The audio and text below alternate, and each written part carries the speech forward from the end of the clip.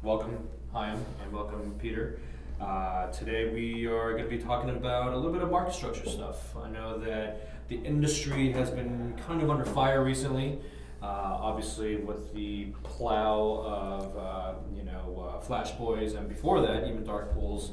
There's a lot of coverage, obviously, but anyhow, Peter, what have you been up to recently, I guess in your findings and in the markets and all that? Yeah, so in the work I've been doing with the Modern Markets Initiative, it seemed like early on a large deal of the work I was doing was explaining to people what high-frequency trading was and wasn't. Most people have in their mind that high-frequency trading is anything that causes them to lose money, as opposed to thinking of high-frequency trading as it is a highly automated algorithmic way of interacting with a marketplace. You know, it's just as simple as that. But really, the work I've been doing is morphed away from that a good deal to really trying to be more proactive about changes in the marketplace. Look, it's clear that the market structure that we currently have is not going to be the market structure of the future. What's not clear is what that market structure of the future is going to change into. And what we want to make sure we do is we don't get rid of the benefits that we've gained over the last 7 to 10 years in an electronic marketplace in an attempt to get rid of some of the bad behavior, bad actors, and bad incentives in the market structure. So really, a lot of the work going forward is how do we make changes? Like, I'm tired of conversations about what was the cause of something. Is something as bad as one person thinks it is or isn't?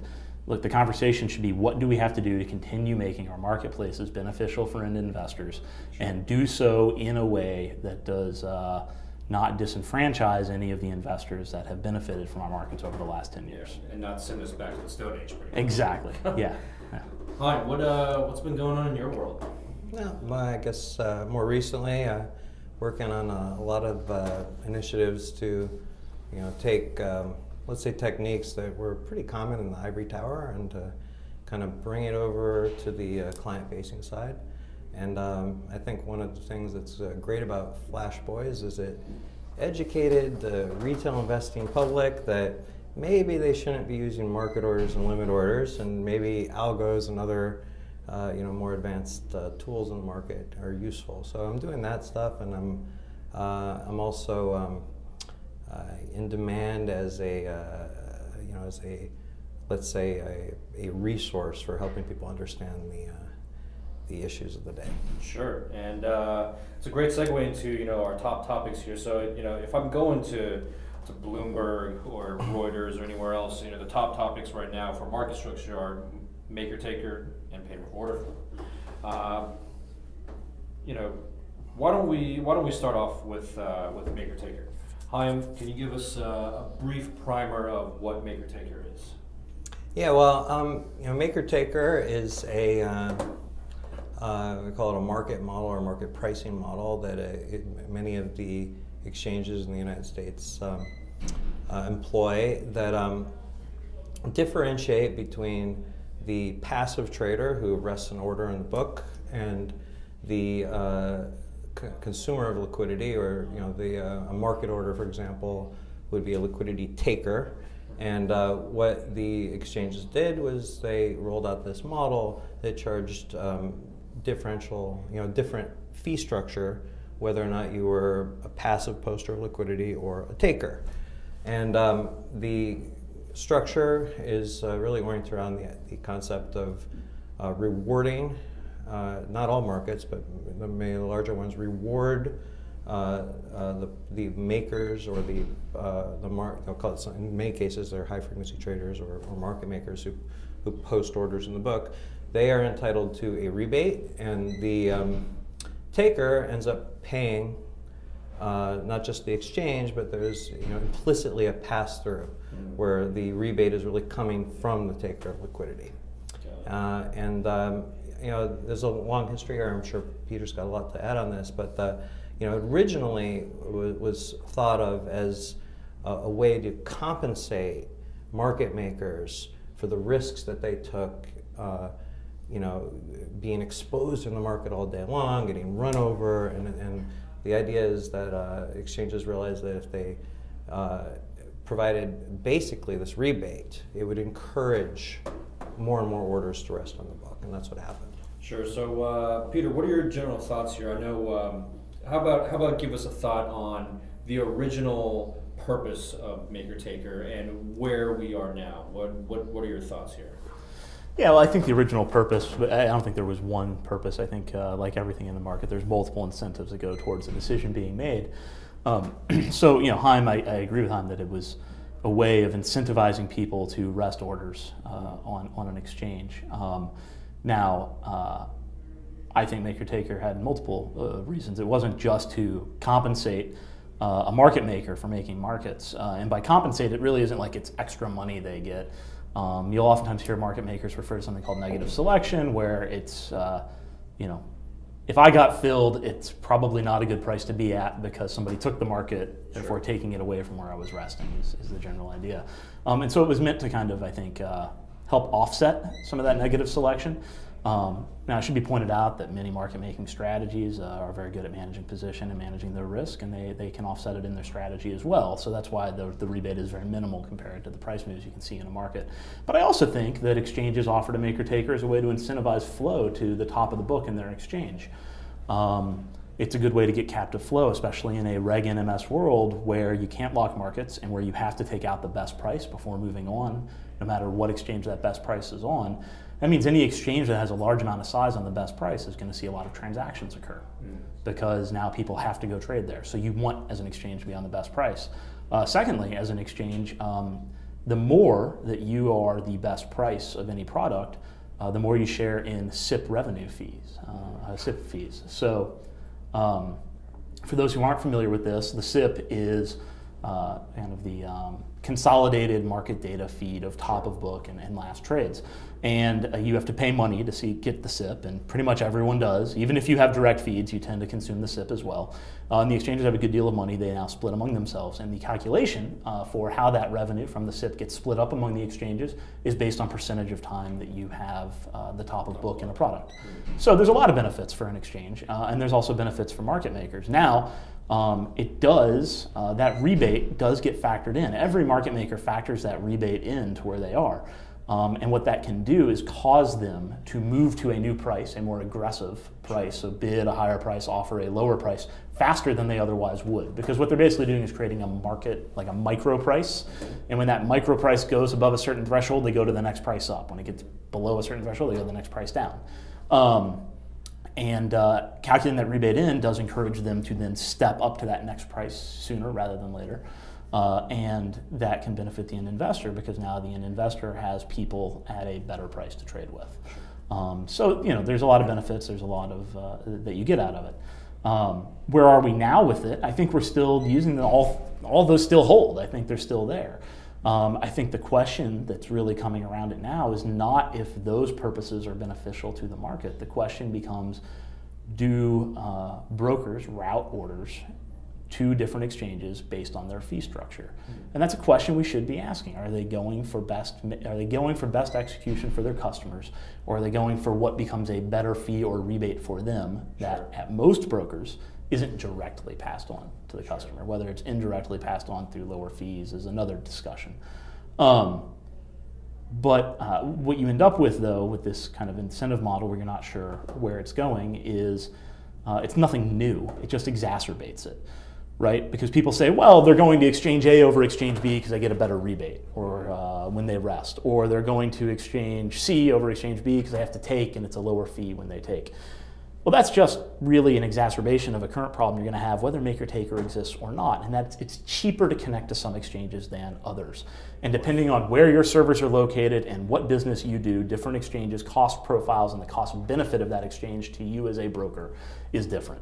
So there's always going to be the inherent conflict of wanting to go to the exchange that makes the most sense economically for you. Right. The maker-taker one's just real easy to see, and I think a lot of people have latched onto it as something that's real easy to fix. So I think that's why it's very high in conversation right now. Yeah, let me add to that. So that's exactly the issue. There's actually two issues with maker-taker. There's the broker routing practices that Pete talked about, and that's gotten the attention of the Senate committees and becoming a very big deal. And that's the one I want to talk about. The other concept is really or issue that's controversial. I don't think we need to talk about. We should just mention it. Is that the market model itself is been associated with. We could debate whether or not it's accurately associated with high frequency trading strategies. Okay, and then let's skip that one for the next one, because that's pretty controversial. But getting back to the broker practices, I think I can explain some nuance here that can help with that discussion. The one way to look at maker-taker pricing is that if two exchanges are at the same price at the national best bidder offer and they have different rebates, there's different economics for me to trade on one versus the other. Sure. Okay, if those economics were just, they don't have to be incorporated into the fee. They could have actually just adjusted the price on those two exchanges by those different fees. Now, why don't they? Well, there's actually a rule in the U.S., Rule 612, known as a sub-penny rule, which prohibits exchanges from publishing prices that are less than a minimum tick size or minimum increment. A while ago, you actually could see in the early 2000s, you could see sub-penny prices, and those were eliminated from the market.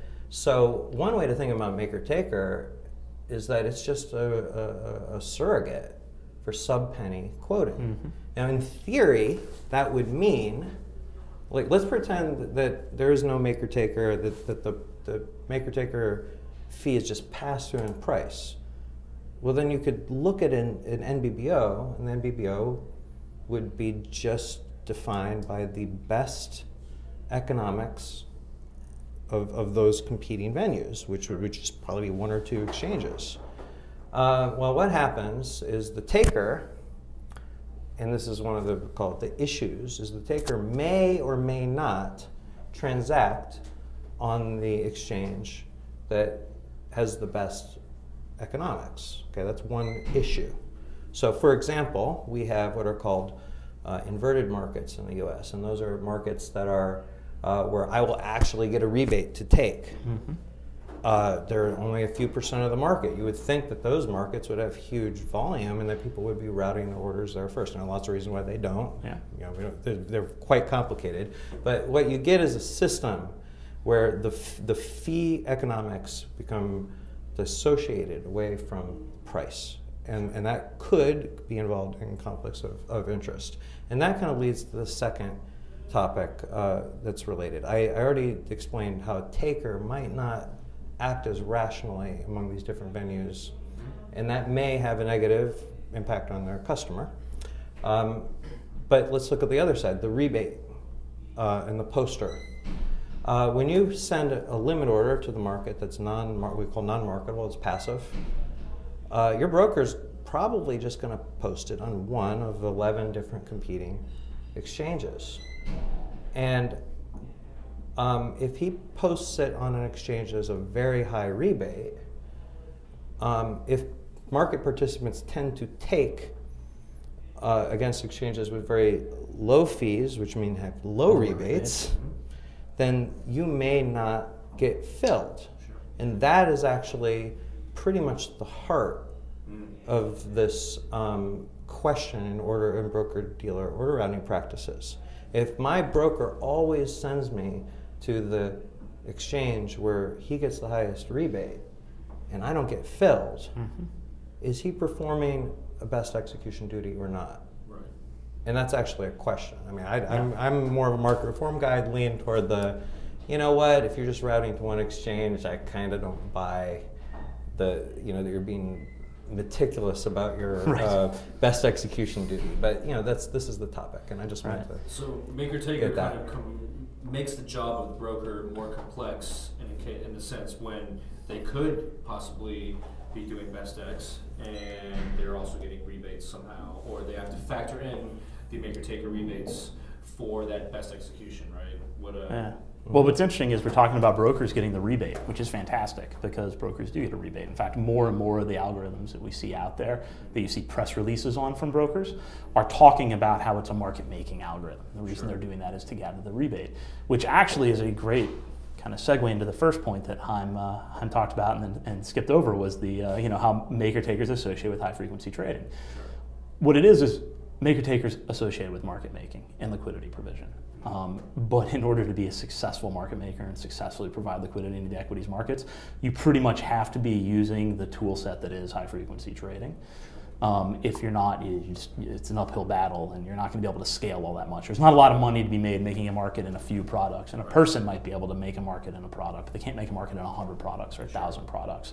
And so to get the scale needed to be successful as a market maker and to actually be able to come back and provide liquidity again tomorrow, you have to automate, and that's where you get high frequency trading associated with maker taker. But it's important for people to realize, because there's a lot of misinformation out there around this. I hear people talk about how, oh, those damn high frequency traders get the rebate. Anybody who rests the order in a maker-taker exchange gets the rebate, including the broker. Sure. Furthermore, high-frequency traders rest in the taker-maker that's reversed. So they're actually paying a fee to rest, but they're still there. There's high-frequency trading in futures where there is no rebate, and you pay a fee on both sides. Sure. They are in FX markets where you pay a fee on both sides. So it is associated with high-frequency trading, but I think it's associated with high-frequency trading because high-frequency trading is the predominant tool set used in making markets, and maker-takers associated with making markets. Got it. So now you have regulators essentially looking at maker-taker, and they're talking about possibly rolling it back. What do you guys see as potential consequences here, adjustments market participants have to make? Is this the right, I guess maybe not the best question to ask, is it the right step to take, but what are the outcomes here if this gets... Let me take a shot first. First of all, I'm actually quite surprised by that, because this claim, that I would say the very aggressive market reform people have been saying we should repeal maker-taker for a while, and I'm like, I didn't really buy into the idea that we had to go that far. The maker-taker does have a parameter that plays into the taker fees, and that's called the market access fee. It's approximately 1/3 of a cent, and it's mandated by the SEC that you really can't have a taker fee that's higher than this 1/3 of a cent. Sure. And what's interesting is many of the maker-taker exchanges are actually at the maximum taker rate permissible by regulations. And so one concern I have is I just kind of think that, and this is partly because the fees are not actually reflected in the NBBO directly, I think that the structure of the market kind of has rewarded this maker-taker model a little bit and has made it so that other models can't as easily compete. So I think my position would be, well, I heard this number was literally pulled out of a hat, and I think many people, even on the HFT side, are very comfortable with reducing that, and that in itself, could be done overnight, and it would basically reduce distortions. We could still argue about how bad those distortions are or whatever, but the net impact is it would reduce distortions. So repealing maker-taker versus, let's say, a pilot where we have a 1/10 of a cent fee cap, I definitely support the second. I think the problem with the conversation around rolling back maker-taker and getting rid of it, or banning it, because it wouldn't just be a suggestion, it'd have to be like, you're getting rid of it. The problem with that is a lot of people speak in absolutes, and we just don't have the data, and we should have the data. And I applaud the SEC for saying we need to take a data-driven approach to everything. I just hope that they do so in this case. Because the interesting thing is, we don't know exactly what will happen when we roll back maker-taker if we did it. There is a very complex marketplace. There's a lot of interconnected pieces. Every rule and reg in the market is interdependent on others. Sure. And so we can't just go making changes. I think a pilot makes a lot of sense. Maybe you pilot a few different things. Now the problem is, as you pilot maybe a lower access fee, as you pilot getting rid of maker-taker altogether, as you do these pilots, the more pilots you do, the dirtier your lab is. And when you're trying to work with data, and when you're trying to take a very scientific approach to decision making, anyone who does this will tell you you can't have a dirty lab. You need to get clean results. Otherwise, you're making decisions on things you don't even realize are the reason for your decision. Right. You have no control over it. And right now, we already have a tick size pilot going. If we were to start doing a pilot on maker-taker pricing, if we were to start to do a pilot on lower access fees, all of a sudden we'd have all these pilots going, and that causes the dirty lab problem I spoke of. It also causes a lot of extra confusion, and it raises the operational risk of interacting in the market. Sure. What I think we need to do is say, what do we think will actually be the most important pilot to run? Not what was talked about in the Jobs Act, not what's getting a lot of Senate attention, but let's let market specialists talk about what is the most important pilot to run and run that one first. And maker-taker is, it seems to be on top of everyone's mind, so maybe we start piloting that first. I don't know, I actually think there might be better ones. I think the only thing we should be piloting sooner rather than later is most likely locked markets and the ban on locked markets. But if you're gonna do anything with maker-taker, you gotta have the data, you gotta pilot it, you gotta try it out. And you better be damn sure about the decision because, like I said, all these rules are interconnected. For example, you get rid of maker-taker, and now exchanges don't have the ability to do sub-penny pricing, but dark pools still do. How much more flow goes into a dark pool than you get on a lit exchange? Excellent point, yeah. I forgot to point that out. The dark pools have exemptions for Rule 612. And so now you get into some really interesting issues with that of we already have, their estimates are 40% of volume is off exchange. Best execution is determined by top of book on exchange. So if we start seeing more and more flow going off exchange, how the hell do you calculate best execution? I mean, come on. So you end up with some really interesting things if you start getting rid of one rule without taking a holistic approach looking at the data. Sure. So let's switch gears a little bit. Let's talk a little bit about payment for order flow. Haim already asked you to kind of give us the intro on maker-taker. Peter, tell us a little bit about payment for order flow. What is the origin? What was the purpose? And again, where we are now. Yeah, I won't dive too deeply into the origin and the purpose because I can say I've never really been involved in payment for order flow. I've never purchased it. I've never sold it. I'm sure my online brokerage is selling it. Sure. And I go back and forth as to whether or not that's good for me. But in general, payment for order flow is a brokerage, someone with a lot of order flow, basically sells that order flow to someone who's very good at executing it. Sure. And the people who execute it then act off that flow and around that flow and have some information that maybe the rest of the market doesn't have. Again, we get into a lot of questions around incentives. I'm not going to pretend to know those incentives inside and out.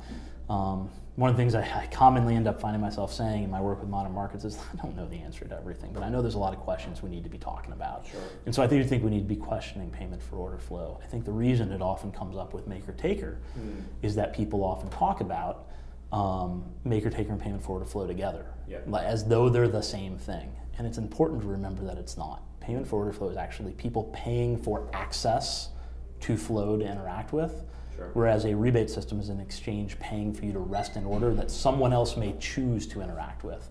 So here's the thing, in maker-taker model, there is still some choice as to what you interact with. In a payment for order flow model, there's no choice as to who you interact with. It goes to the person who bought it. Sure. Haim, what do you see are potential conflicts here with paying for order flow? I agree actually, completely with what Peter said about called the commingling being a bit confusing, given the differences, the key differences he pointed out. But I'll just kind of explain. I'll go to the flip side of why they're commingled. Primarily, they're commingled because there's probably two concepts that are important. One is that the broker, and let's say an example of a retail broker, this is what the Senate's looking at, is basically bifurcating their order flow and getting rebates, which are you can call kickbacks. You can think of them that way. It's debatable, but you can get these rebates from your passive orders, and you can sell your market orders to an off-exchange market maker, and that means that the broker can basically get a rebate or a payment for order flow, can be compensated for pretty much all the order flow that they have, right? And that, so the reason they're commingled is it's actually, they are both equivalently, can be thought of as equivalently monetary flows coming in to a broker. The other reason why there may be a relation, which Peter mentioned, the topic of negative selection.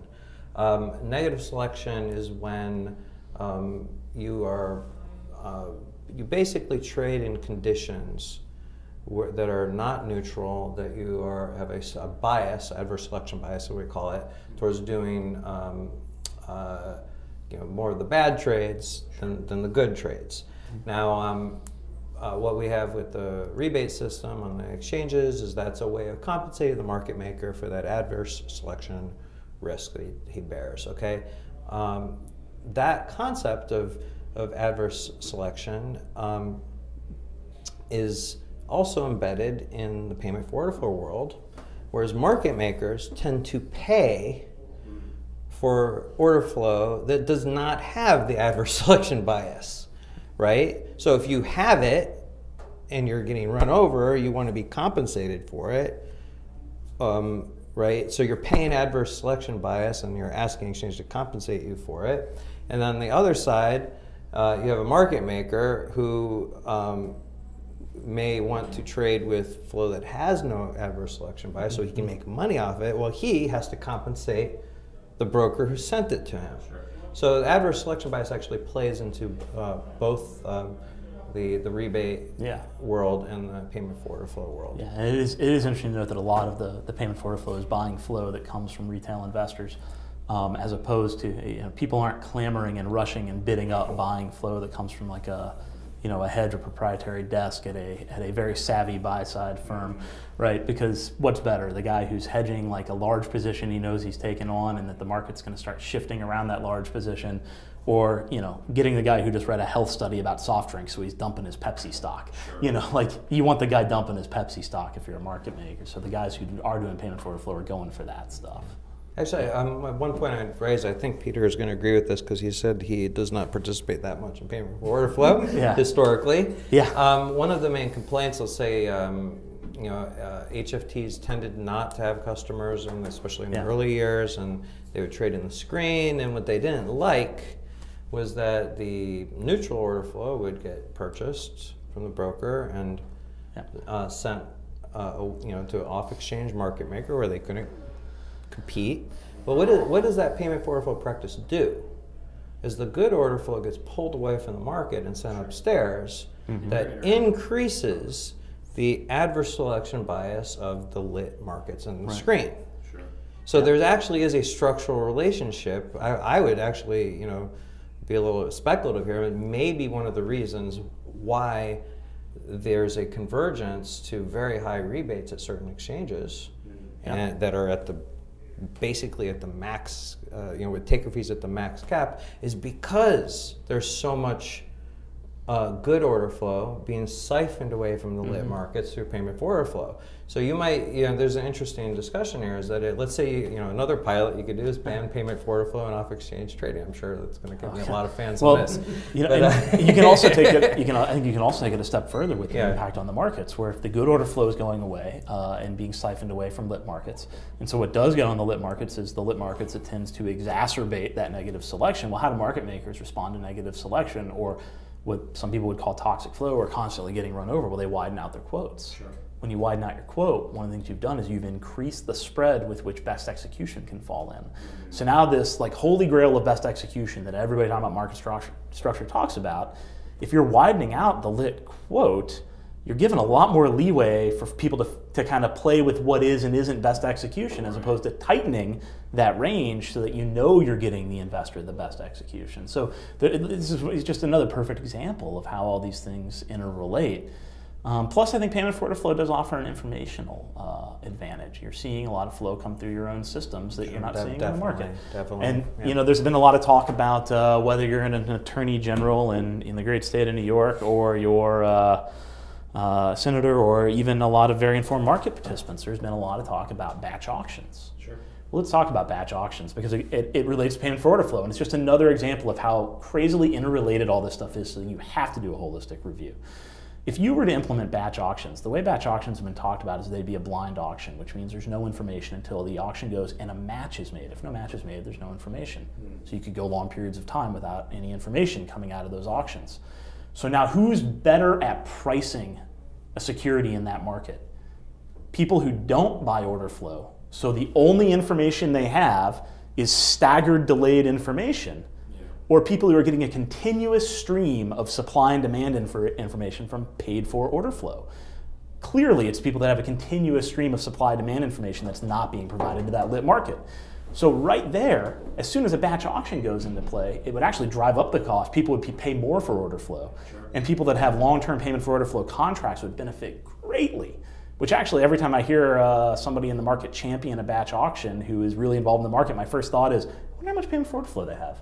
I wonder how much customer flow they get. Like, how much of the information advantage will they be able to take advantage of in a batch auction scenario? I mean, the whole batch auction, I can't even believe it got into the debate. Yeah. I mean, it's like, we have some very, very clear conflicts of interest and some flaws, and we've talked about it, and things in reg and and this idea that we need to scrap the whole market structure and go to these other models, and of course the people suggesting these in many cases are not market practitioners, right?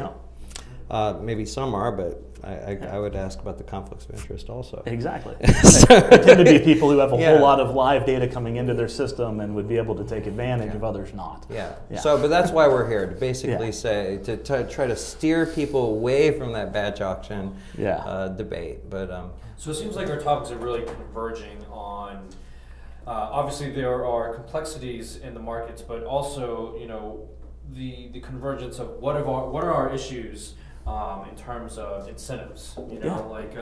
Me as starting from retail and trying to make it into proprietary trading and trying to make it even into high frequency trading. I'm trying to do it the right way, and I personally have noticed where I know my broker is receiving X amount of rebate, and I'm only receiving maybe 1/10 of that. I personally think that's a problem here. Where are the big incentive issues that you guys see that are in the markets? Obviously, this is a pretty okay. I'm just going to say one thing that I've been focusing a lot on. One of is I try to bring over tools from I've for a couple of years now I've said that pretty much I think what you said also. If we're going to have what I call an HFT-oriented market, I'm not saying kill it. I'm saying that it needs to be properly documented, that some of these conflicts of interest and features that are problematic need to be rigorously reviewed. But then in the end, pretty much my statement is it's that anybody who accesses this market needs to access it intelligently and pretty much adopt many of the technologies and approaches that HFTs use. I mean, I think that was implicit in what you said. So one of the, for me, it's always been a question of disclosure and feasibility. It's like, can all the participants use this market effectively or not? Can SOR, smart order routers at banks, are they leveraging the technologies correctly versus HFTs? Okay, we're seeing a normalization now, but as I work on I have some projects where I'm trying to pull this stuff over into the buy side and into the prop world, and I'm like, wow, they can't handle variable costs. They can't, there's a pass-through problem. We have so many entities are like an all-in commission, and almost, the only way I think you can truly access this market correctly is by weighing adverse selection versus fee structure, and to be all over your execution. So what is one problem? Because many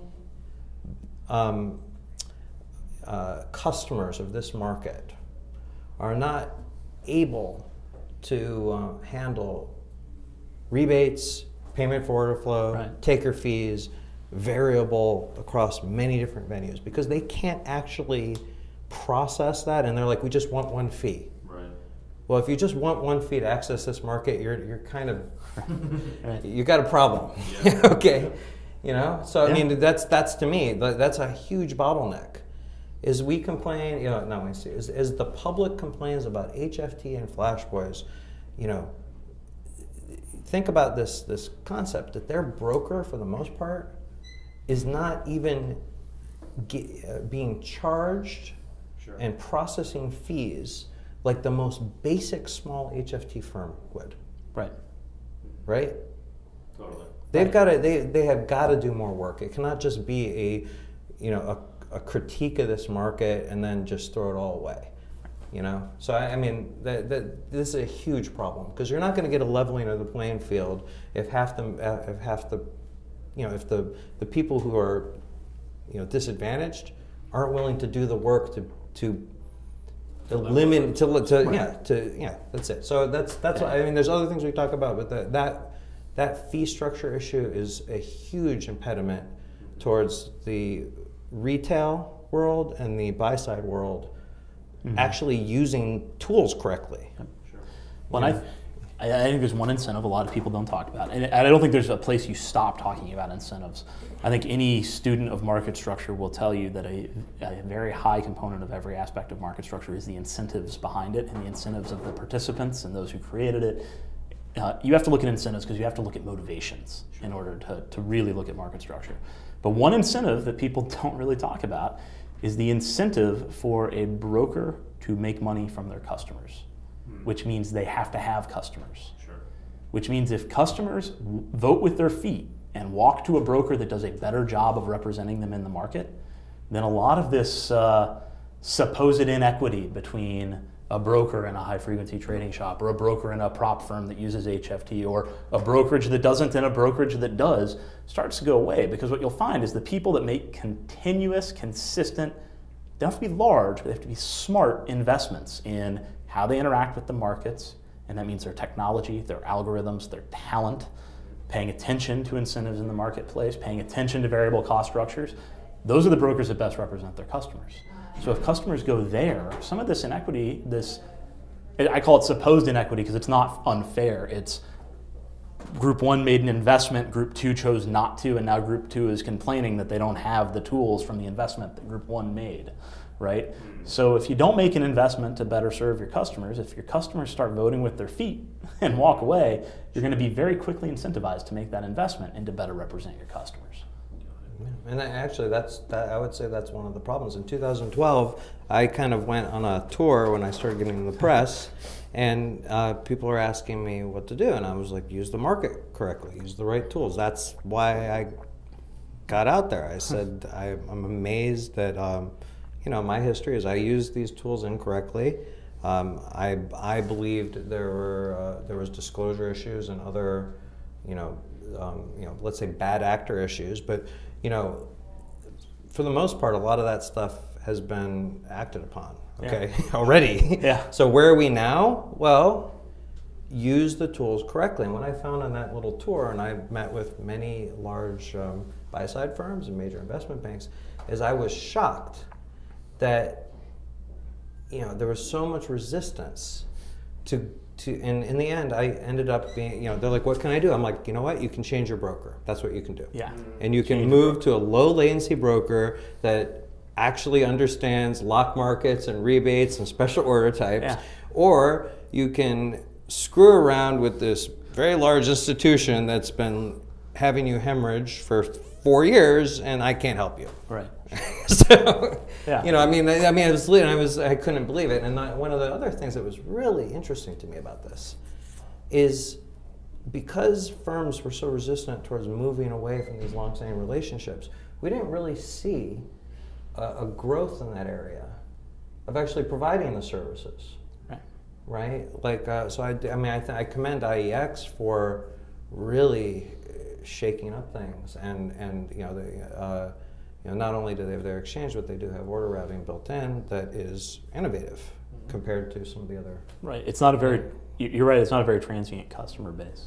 And I think that gets back to another incentive in the marketplace. I think we need to very, very seriously ask the question: are the participants in our market incented to innovate? Sure. I think if people were incented to innovate in providing alternatives in the market, IEX wouldn't be this new shiny thing. There'd be 20 of them. Right. People, that's what's perplexing. Yeah, people are totally, not incented to innovate in this marketplace and providing different venues in different ways. It's just not there. Take an exchange. There is zero incentive for an exchange to innovate. Because you know what an exchange does when they innovate, when they come up with something new? They have to make it public. They have to file it. All their competitors read it. And it goes live like a month after they file it. And amazingly, like 3 days after they go live, all their competitors go live with the same thing because they all filed for the same damn change. Yep. But you know what? If you're a dark pool where you keep everything internal, you don't have to post that stuff live. You don't have to post when you're making a change. And so if you don't, now you can actually innovate. You can actually do something and hold on to it. So we have to ask, and I mean, there's like a bifurcation in market structure there. People who are incented to innovate, people who aren't, and they're the liquidity venues. I mean, that's just one example of incentives to innovate. We have to look very strongly at people having an incentive to innovate. Yeah, I think, we probably, that's kind of called a conclusion that I think we both agree on. I'll let you chime in if I'm wrong with this, but we are at the point where a lot of the things that were controversial have been exposed, they've been discussed. Mm-hmm. There's a lot of things going on with regulators, with lawsuits right now. But if you look at where the industry is right now, it needs to do more work to put its own house in order. And I would say that the innovation, that you spoke of, is actually what's missing. Sure. Right? Like, we are in a point where there should be a significant amount of innovation. And the reality is, if brokers change their practices, if large investment banks restructure their execution services units to actually do things similar to HFTs, things that maybe HFTs did 5 years ago, right? If they invested heavily, well, that's the best protection against the lawsuits, the regulatory inquiries. And it's amazing how, instead of seeing that, we're seeing it from IEX and a couple other actors, but we're seeing people freeze up now. Mm-hmm. Since Flashpoints came out, large institutions are even more frozen, where they should be rapidly addressing issues and innovating. Yeah. Yeah, I think that's it's an interesting point, because it's the reality against the public perception, and there's a public perception out there that HFT is bad for the markets. You see it all the time. I spend a lot of time fighting that incorrect, that misperception. But really, what Haim just said is great, because it's true. It's actually great for the markets, and it's great for end investors. And if the people representing those investors in the market adopted more of their techniques and the tools from HFT, it'd be even better for end investors. Sure. And so I think we have to get past kind of the public misperception, educate, and I think the industry could do a much better job of standing up and educating and informing people. People are always going to fill in gaps in their knowledge with fear. And if we can get rid of some of that fear by filling in those gaps in the knowledge, I think we'll be in a much better place to move forward, to allow for that innovation, to allow for things to change properly.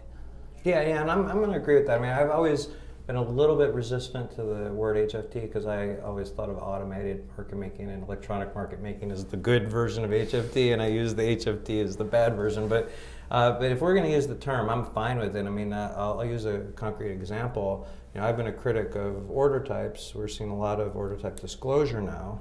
Mm-hmm. At some point, exchanges or venues will have done their duty to have enough disclosure, and if the execution providers don't adopt the order types and use them correctly, it's their fault. Right? I mean, there's been so much disclosure in the last 2 years, but it's amazing how they're still considered exotic. Yeah. The order types should be used everywhere. I tell people, like, if you're using limit orders or market orders or non-routable limit orders, if you're not using Reg NMS aware order types effectively, you're negatively impacting your customer. At some point, it's your fault for best execution. So call that being HFT aware or whatever. But in a world where everything's documented and everybody does their homework, HFT is good. Right?